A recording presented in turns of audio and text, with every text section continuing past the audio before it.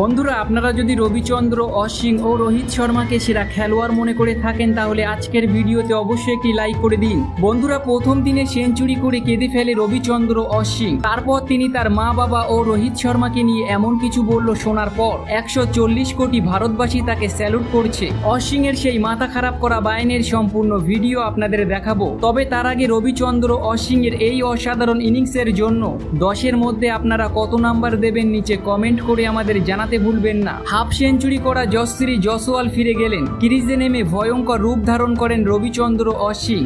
নাহিদ রানার এক ওভারে 3টি 4 মারলেন। 4টি উইকেট পাওয়া হাসান মাহমুদের বলেও বারন্ডারি হাঁকালেন। 2টি ছক্কা মেরেছেন স্পিনার মেহেদী হাসান মিরাজ ও সাকিব আল হাসানের বলে। সাদা পোশাকে অসেনা অশ্বিনকে দেখা গেল 112 বলে 10টি 4 ও 2টি 6-এ 102 রানে অপরাজিত থেকে শেষ করলেন। তার স্ট্রাইক রেট ছিল 91। তামিলনাড়ুর প্রিমিয়ার লিগে টি-20 খেলার রেশ এখনো কাটেনি। অশ্বিন স্বীকার করলেন টি-20 খেলার কারণে এমন ভয়ঙ্কর ছিলেন আজকের ম্যাচে। এমন ইনিংস খেলার রহস্য কি ম্যাচ শেষে তিনি জানালেন। ভারত ও বাংলাদেশের টেস্টের আগে গত আগস্টে অশ্বিন ব্যস্ত ছিলেন তামিলনাড়ুর প্রিমিয়ার লিগে। সেখানে টি-20 খেলেছেন ভারতীয় এই অলরাউন্ডার। শেষ 3 ম্যাচে হাফ সেঞ্চুরি করেছেন তিনি। ওই টুর্নামেন্ট খেলার প্রভাব ছিল বললেন। ঘরের মাঠে চতুর্থ সেঞ্চুরি করা অশ্বিন। ঘরের মাঠে শত রান করতে পারা অনুভূতিটাই আলাদা। এই মাঠে খেলতে দারুণ লাগে। প্রচুর স্মৃতি রয়েছে আমার এই মাঠে।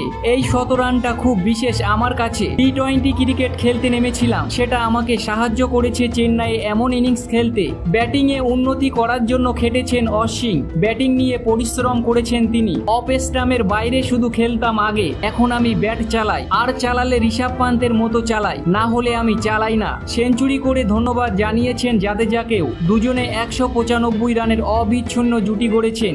একই সঙ্গে বল হাতে অনেক ম্যাচে জয়ের নায়ক অশ্বিন ও জাদেজা। এবার ব্যাট হাতে দলকে টেনে তুললেন তারা। অশ্বিন আরো বলেন, জাদেজা আমাকে খুব সাহায্য করেছে। একটা সময় আমি খুব ঘেমে গিয়েছিলাম, ক্লান্ত হয়ে পড়েছিলাম। জাদেজা সেটা লক্ষ্য করে। ওই সাহায্যে আমি অনেকটা সময় পার করতে পারি।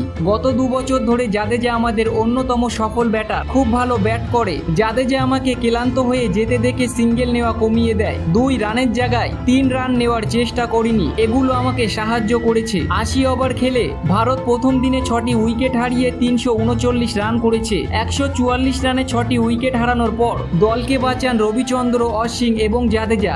দুজনাই দিনের শেষে অপরাজিত। জাদেজা নতুন দিন শুরু করবেন 86 রানে। তো বন্ধুরা, রবীন্দ্র জাদেজা ও রবিচন্দ্র অশ্বিনের ইনিংস আপনাদের কেমন লেগেছে নিচে কমেন্ট করে আপনাদের মূল্যবান মতামত আমাদের জানাতে ভুলবেন না।